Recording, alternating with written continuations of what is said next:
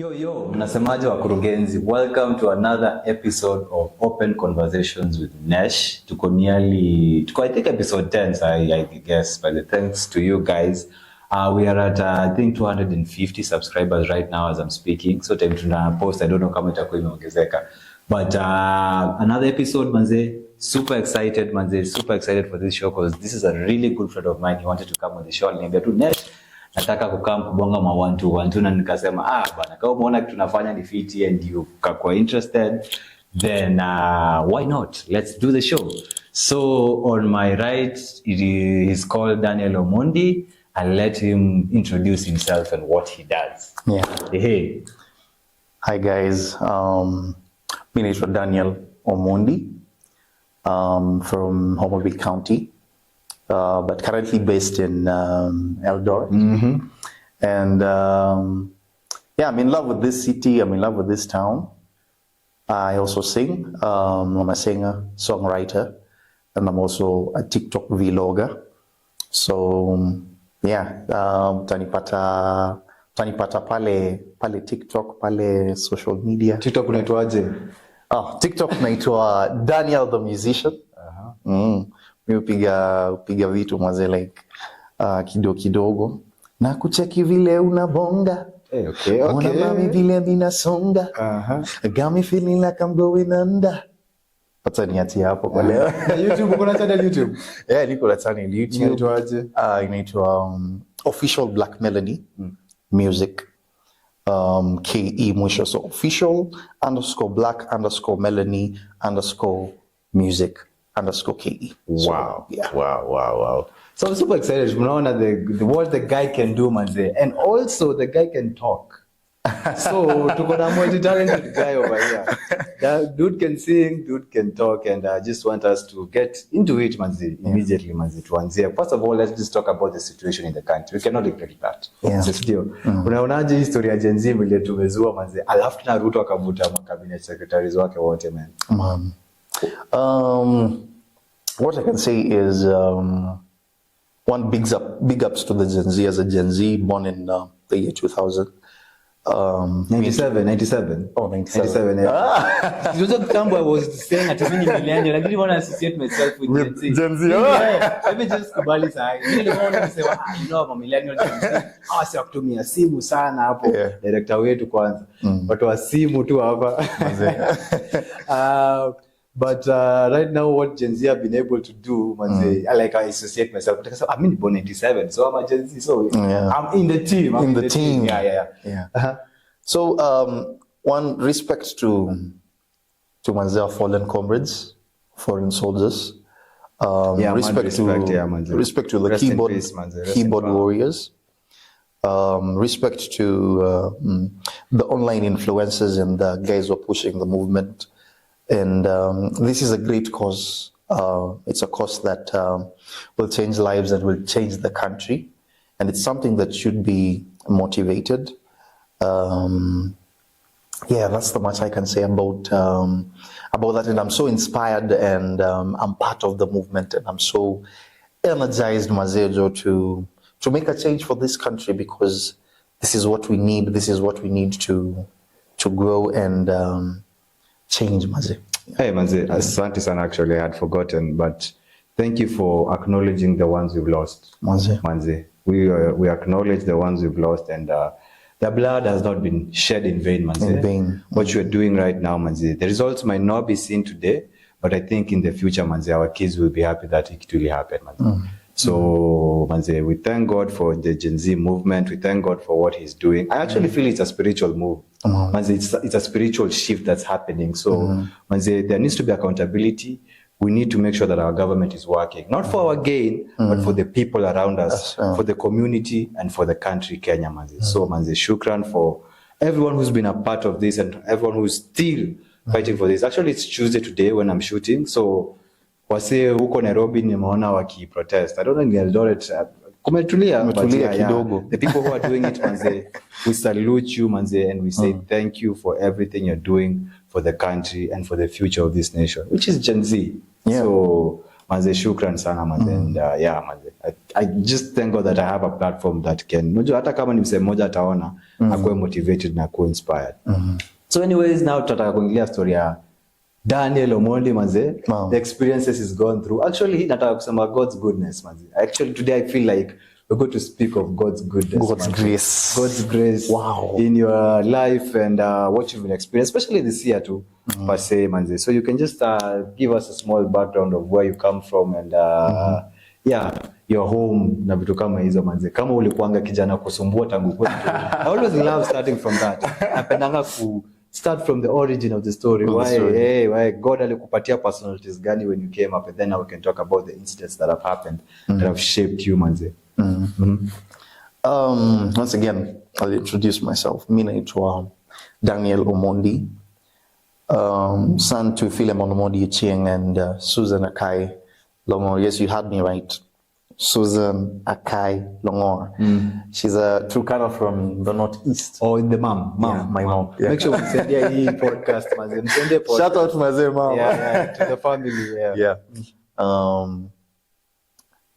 From her and my dad, I can't complain about my upbringing because it was modest, and viboko hapa na kule, which is normal. Discipline, which is normal.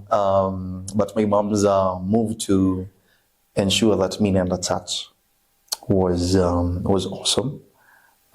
She's a Catholic, so she raised me that way. And it instilled maze God's grace and God's unforeseen mercies, which eventually led up to one time, which I'll explain, end up literally saving my life. Musema literal, because I used to just read the Bible and exactly. I was one of those guys until mazika ika happen. Yeah. So I'm also a musician. I do sing. I sing a lot, different kinds of songs. I sing gospel. I sing Afro-pop, Afro-fusion, Afrocentric, whichever it is. I sing. I'm a rapper too, and before I forget, I'm a businessman, entrepreneur, I'm a salesperson, I'm a driver, I'm a secretary. Kila kitu. Jack of all trades. Yeah. So that's me. And I'm talkative. Yeah. Okay.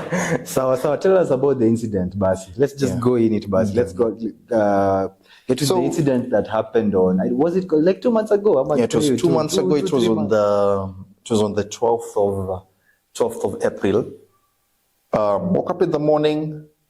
I usually do my normal fiber routines as a salesperson of fiber, selling fiber merchandise, which is SIM cards and Wi-Fi, MiFi.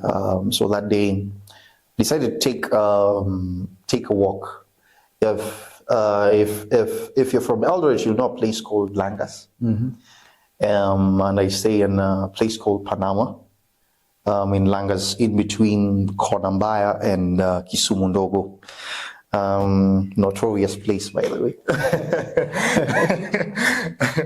So that fateful day, it was a Saturday. Did my rounds. Fortunately, unfortunately, didn't get a sale. So nikamwacha nipitie kwa moyo wangu nikuleka Kalancha. Life ya boys. Life of a typical comrade. Yeah, that's the word I was looking for. Comrade. So man reached to my friend's place, anaitwa Kevin. So tukakaa pale tukakula, and then I decided, no, let me go back to work. So on my way from Kisumu Ndogo to where I stay in Panama, I got a call from a friend. Akaniambia he needs there's a problem with his fiber line and anataka itengenezwe. So nikamwa, instead of like using the normal vichochoros that we usually use to reach where he was in Starbucks. So nikasema let me go through Kona, maybe I can get a client. So si nikapita Kona, in between Kona and Kona Junction mahali kunaitwa Ghorofa. One thing led to another. I'm on the side of the road, najaribu kuvuka across the road. 3 guys on a motorbike wakazoom wakanipita. So kidogo wakapiga U-turn wakarudi. One of the guys in the middle, there were 3 guys, so there was a guy in front, a jamaa katikati and jamaa nyuma. So ule jamaa katikati akaruka kutoka kwa pikipiki and jumped on me. In Swahili akasema ni wewe. So me, I was shocked, like, what do you mean? Ni mimi nini? Yeah. Kidogo akanipiga kofi. For those who don't understand what coffee is a slap. So akanipiga kofi. I can imagine this hapo, like adrenaline shot up and you're like, what the hell is happening? I was just like terrified. That was just like terror, and even up to now I'm still traumatized about it. So kunipiga kofi, nika scream mwizi. Scream mwizi, nikapigwa sweep. Nikakaa chini kando ya barabara. I'm like, bro, nimefanya nini? So the guy's like, ni wewe umetuibia, wewe ndio ulienda ukascan till yetu na ukatoa 10,500 from our till. So me, I'm like, bro, it is basic knowledge that Safaricom guys are the ones that do work with maneno ya till. Mimi, I'm a fiber guy. Kutoka juu mpaka chini ni fiber. Peva kofia imeandikwa fiber, reflected imeandikwa fiber. If there was a shirt ya fiber ningekuwa nimevaa, I would have had it. But this guy didn't want to listen. You know, next when the devil is hungry to devour you, Biblia inasema he growls like a lion. Yeah, na mostly anagrow kama a wounded lion. Yeah. He comes na anakuja na everything, kila kitu, na full force. So the guy amekuja, I'm trying to tell this to him. Na unajua naongea hivyo nisha scream mwizi, watu ndio wameanza kukuja. The crowd moves from 50 to 100, 100 to 200 people. Now I'm like, sasa hii ni noma. So the guy amekuja na OB. Na OB, it is basic knowledge. OB is a claim that crime has happened. It is not evidence that person that you are claiming, ama you are accusing of that crime is the person who did that crime. So amekuja nayo, and unfortunately anaonesha these guys and this crowd, some of the people in the crowd do what? Believe the story. Now amekuja na two more guys who are claiming that ni mimi na walinio. So what's happening in your what's going through your mind when that's happening? What's going through in my mind is, one, how did I find myself in this situation? And number 2, I said it, God, how comes?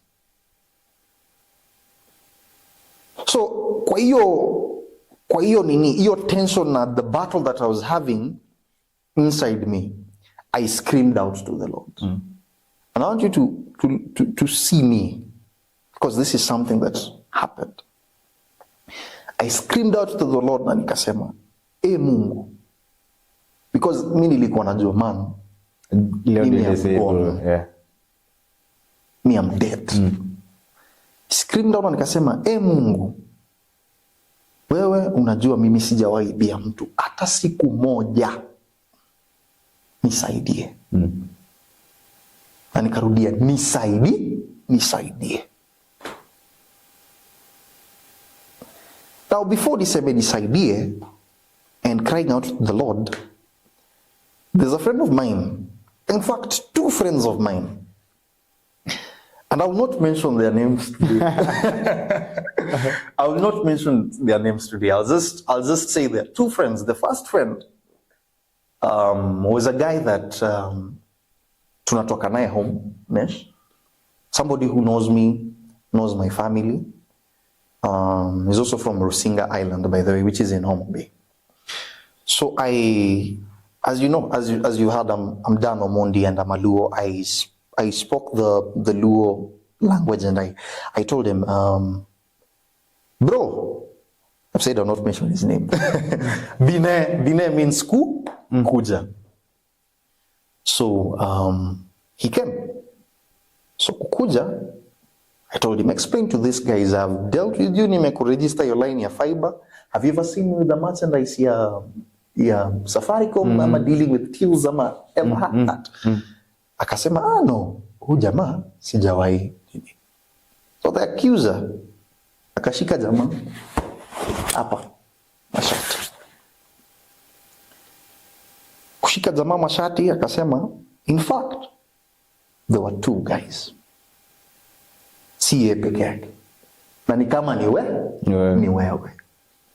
My friend kusikia hiyo akasema, hapana. So nakuja Dan. Nakuja. I've not seen him till today. Till today. So for your crowd is when you try to call him out. I tried to call him out. And then left. And then he left me there. Wow. Hey, I can imagine that tense. The second friend is a friend. This one really dealt with me. It was a point of a point of reflecting and about life, about perceptions and realities. So there's a friend of mine alikuwa kwa crowd, and I heard him say, hao ndo wale vijana wenye wana dupe watu of their money and scam people. That's a friend of yours who That's a friend of mine. There's a friend of mine who I go to church with. So, in his defense, because I will defend him, the way Jesus said, Father, forgive them, for they do not know what they are doing. My friend did not know it was me. Oh, okay. And this is a disclaimer to people. When somebody is being attacked, or somebody is being beaten up because of an alleged crime that is not proved, do not be fast to throw a stone. To cast the stone. Kali. That's actually good. That's literal. Even Jesus said it. Yeah, you should really be careful. So, when I called out to my friend 3 times the way Jesus and Peter's situation happened. And what do I mean? Wakati Yesu alimkana Peter, wakati Peter alimkana Yesu mara 3. I called him 3 times. The 4th time akanisikia. And he was surprised to see that it was me in that crowd. So all he could say was, wait. Before one thing led to another, the guy jumped on him. Na akasema, in fact, there was another guy who was here. Na ni kama si ule jamaa. Ni huyu jamaa. Walikuwa na yeye.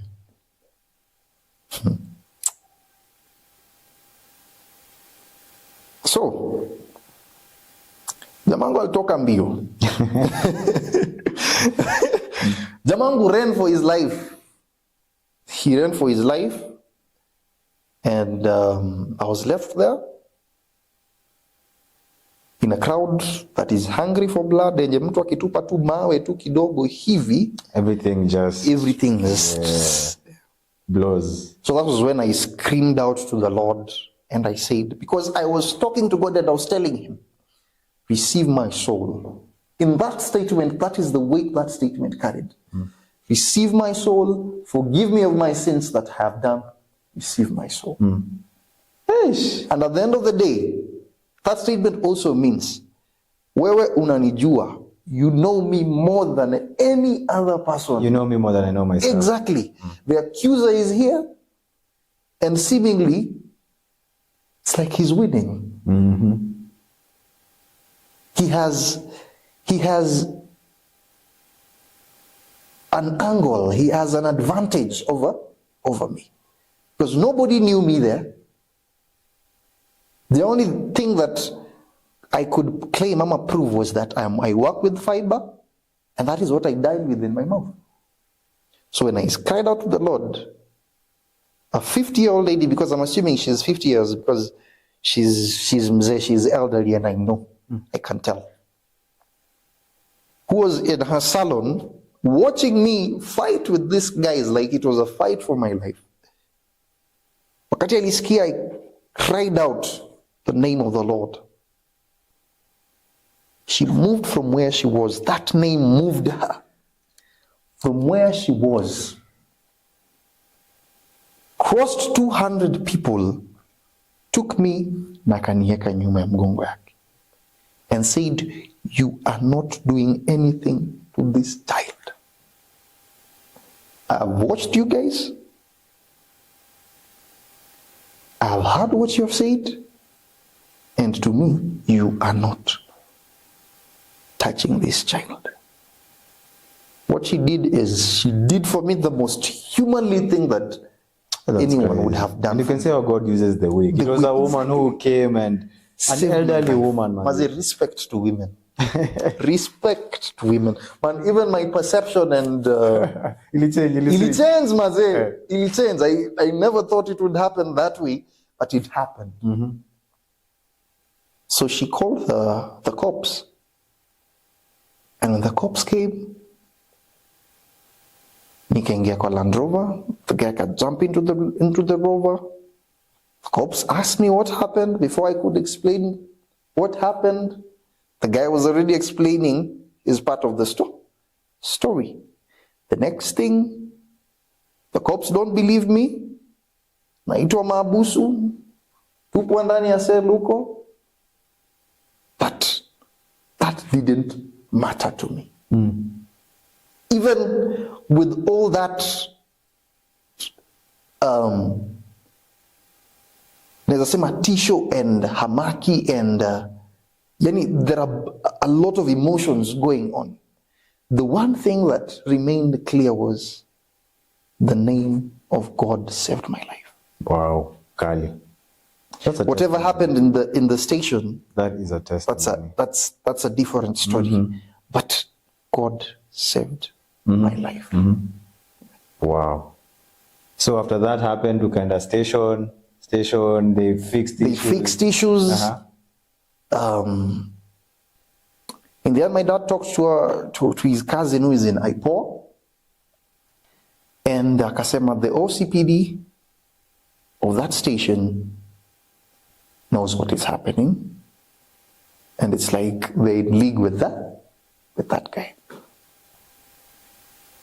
Kama ujamaa mweka kwa mfuko. We call it the Kenyan way. Mfuko. They have agreed on how to share this meal. That is what Gen Z are fighting for. Exactly. That's what we are fighting against. That is exactly what we are fighting against.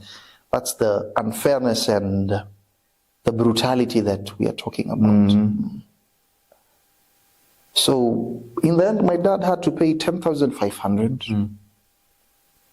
For a crime he did not commit. Funny enough, bro, and I'm not afraid to say, the cops took 2K, and then they insisted that in front of my grandfather, who was representing my dad at that moment, because my dad was not in Eldoret, he's in Homa Bay,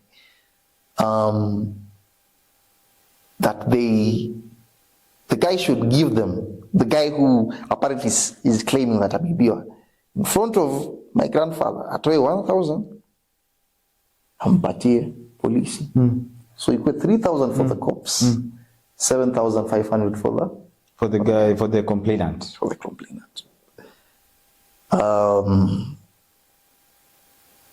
Yeah.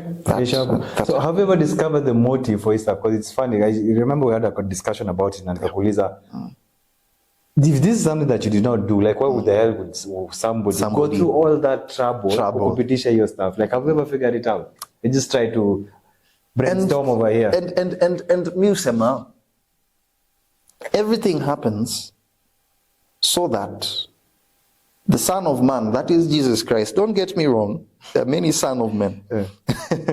The Son of Man may be glorified, may be exalted in that particular situation, and you can bear witness to it. And what do they say? What's name when somebody is proclaiming the goodness of the Lord to the rest of the Christians? Testimony. Testimony, yes. Because through that is I believe that is one of the ways, one of the most outreaching ways that can make somebody who doesn't believe that Christ truly exists to know that Christ exists. Nimependa vile you've turned the wow. Because me, I'm just a normal guy. My friend anasemanga, there's a friend of mine anasemanga, Dan, son of a poor man. Common man. Son of a common man. Believe you me, we are both common men. And you say, no, I'm not a poor man, because my Father owns the heavens and the earth. And it's just but a matter of time. When he will require me, he will call me to his kingdom. Where the streets are made of gold. So like, okay, I've loved umejibu your swali. It's not about the motive, it's about what it made you, the testimony that it brought to people around. Wow. It's not about the motive, it's about the testimony. Yeah. And you're happy it happened because the Son of Man, Christ, was glorified. Exactly. He saved your life. Wow, that's...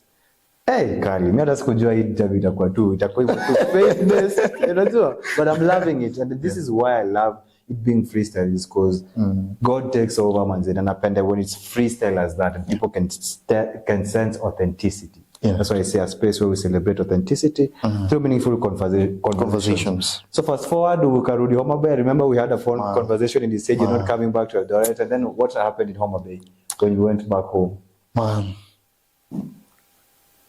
this one is another one. Yeah, the way you were crazy. I remember you told me and I was like, what? Like, the way DJ Khaled, you said, but another one. This one was another one. And unfortunately, my lovely, beautiful young sister, Omondi, passed away.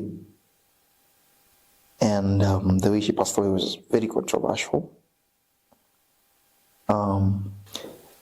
She unfortunately committed suicide. That's a lot to take in, manze. And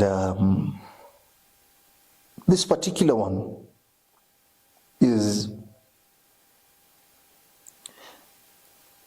for those who, what I can say is, love humanly things or human beings. What I can say, there is no love that is greater than the love of Jesus Christ. Hey, nice. Hey, you've nailed it, manze. You've nailed it.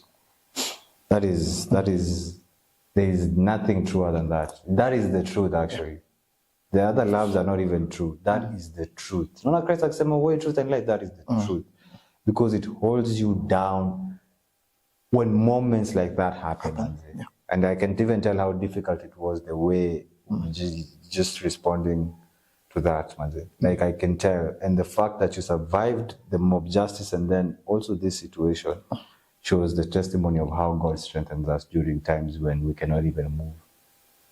Yeah. My sister was a very, what can I say? She was a very jovial person, very funny. She was outgoing, And what she did sana, that I realized, and even up to now, I have memory flashbacks about it, is she sacrificed. She could sacrifice her own ambitions for her family, for those who she valued. She really did. And if it was love, she loved genuinely. The only thing that I might have wanted her to realize, Ama know, is that God loves her so much. And there are people like me who love her.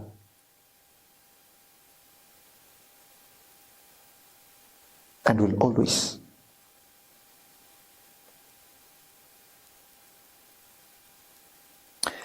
So,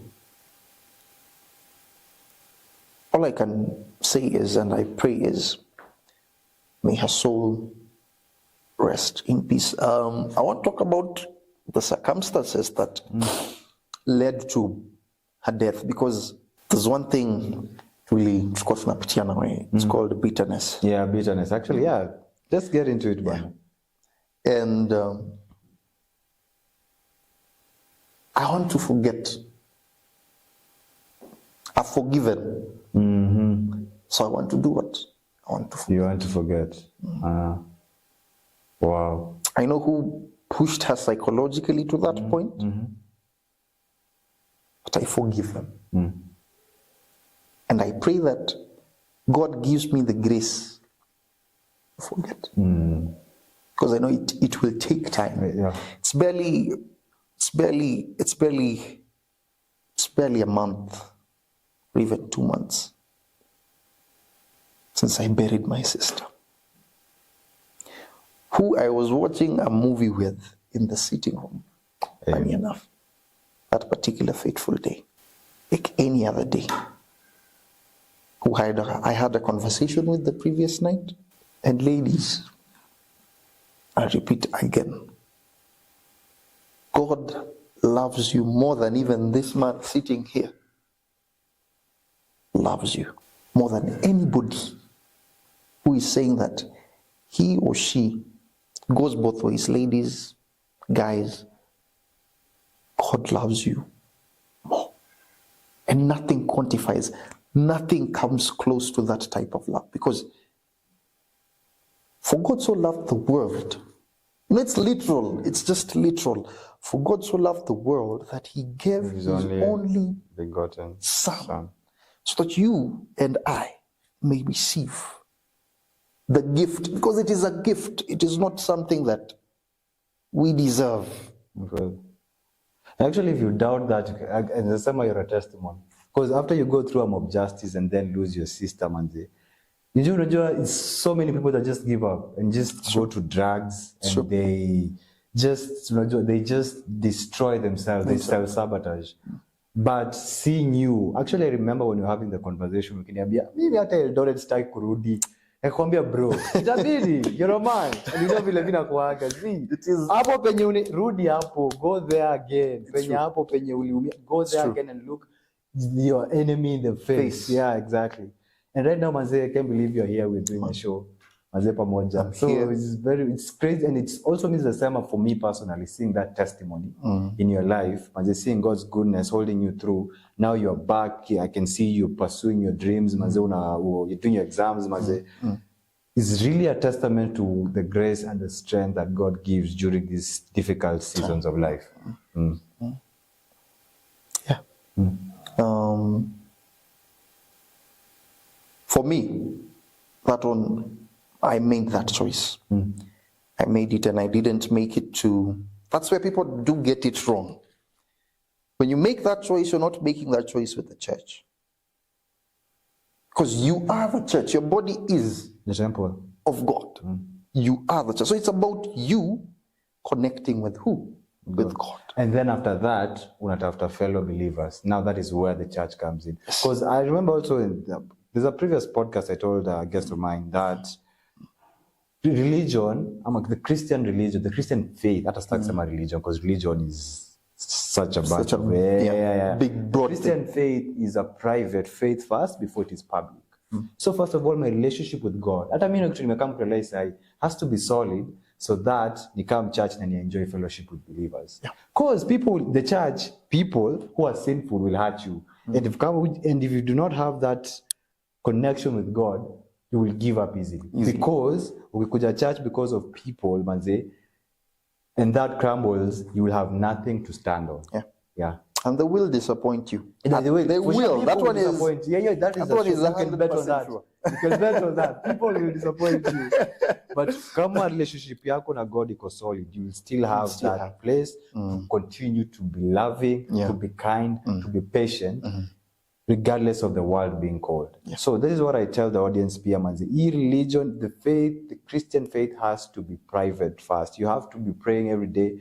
That Bible, manze, is not a Bible for the pastor to preach to you. It's a Bible for you to read every day so that you can commune with God.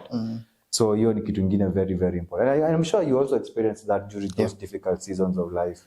Ilikuweka on the ground vizuri. Funny enough, Nesha, nimekumbuka. You remember before that happened, I got baptized. Oh yeah, I remember. Before it started happening, you got baptized. It's crazy. It was just the previous week. Yeah, it was the previous week because I got the phone call. Nesh, Dan manze amekuwa Bob Justice, niko like, bravo. First of all, like I didn't know sikuwa najua Dan nani. So nilikuwa like, who's Dan? Nini. Oh, msaka kanyosha picha niko like, this is a friend of mine manze. Uja amekuwa baptized last week. Alafu sana koliwa with a colleague of mine telling me, hey manze, nani amekuwa involved in a Mob Justice. Like I was almost mugged by people because of money issues. Like alikuwa like kwani watu wako hypocrites in church. Because this guy was just baptized the other day. It didn't make sense to me. And this is the essence of also pia kwenda to see the other side of the story. I was like, I remember pia when they told me, I was like, the next day we'll go to Kujekwa station and see the side. But because of God's grace, tulipata we already out. So that was really crazy hearing that story, man. Yeah. And that ordeal happened. And I'm happy that it's umeangalia hivyo and it's made you a better individual. Like there are so many people who look at those predicaments that happen in life and then cold. But those predicaments made you better and tougher. And a tough man is a better man. He's a better man. A tough man is always a better man. Yeah. So vile ume-experience hizi vitu as you're winding up, how do you plan to share them through your art, through your music? But then, are you still planning on pursuing your music? Yeah. I have a plan in place. So currently nafanya TikTok vlogging. So uko serious na hiyo stuff? Niko serious. Usiwache consistency. Unajua tuko on the ground rising up. Consistency is very important. Yeah. Let me say the handle again because maybe kuna wananisikia. Daniel the musician on TikTok. Mukikosa hiyo jina unaweza search tu King Daniel Omondi. You'll find it. On YouTube, kuna some content there, the musical content that I've done for a while at official_black_Melanie_music_KE. Which else? Facebook, King Daniel Omondi, but not so active on Facebook so much. Yeah, man. I do music. I really love music. Even right now, as much as I'm pursuing secretarial studies, it's my third year and I'm finishing up. I really love music and I want to do music. So kama kuna jamaa mahali anataka watu kufanya muziki, niko hapa nafanya muziki. So you're going to, how are you planning on using these experiences as a place of covent in your music? There's a lot of artwork. There's a lot of Jana, leo, kesho tuko kwenye ndoto. Nobody knows nani shinda loto. Utaachia hapo. So bado unaendelea kufanya vitu. I'm still writing things. Wow. So wow, that's nakwambia, like I've seen the testimony, like going through that, and also sasa finding the grace to continue doing your thing. I'm even in a point. Are you thinking of preaching? Grace ya Mungu is sufficient. But sasa mine, the different ways to hit a band. Yeah, Nicole, Tell me about yours. Tell me about what you're thinking. So I'm thinking of one, using the vlogging to also preach the gospel of God. My music also preach. And just share the word of God, like literally on a one-to-one basis. If it can happen to Dan Omondi, then who's just like any other guy, then it can happen to you. Me, I have not made it. I'm in the process of, and I'm bold enough to say, making it. The process of rising up. The process of rising up, because hope, love, and the most important thing is God and His grace and His mercy and His sufficient protection, because you need protection from Him. Yeah. Hizo tu ndo elements that I believe will get you there. Wow. Yeah, nisema tu endelea hivyo manzi, endelea hivyo. I've really enjoyed listening to you and how your take from the experiences you've had manzi. Manzi endelea, just unajua vile God vile umesema the Son of Man amekuwa glorified in your life. I think just continue doing what you're doing, and I know some place manzi ita hit. Unajua, like, cause we're all in the grind, we're all trying to do something, we're all trying to make a name for ourselves, and especially as men. Pay advice ya men manzi. Hopefully eventually issue ita evolve kukua like a man's thing. Wewe, especially for men. Wewe. I can nazambia to men, just keep doing what you're doing. Na kama umeanza at a young age, especially the 20s, usiangalie do.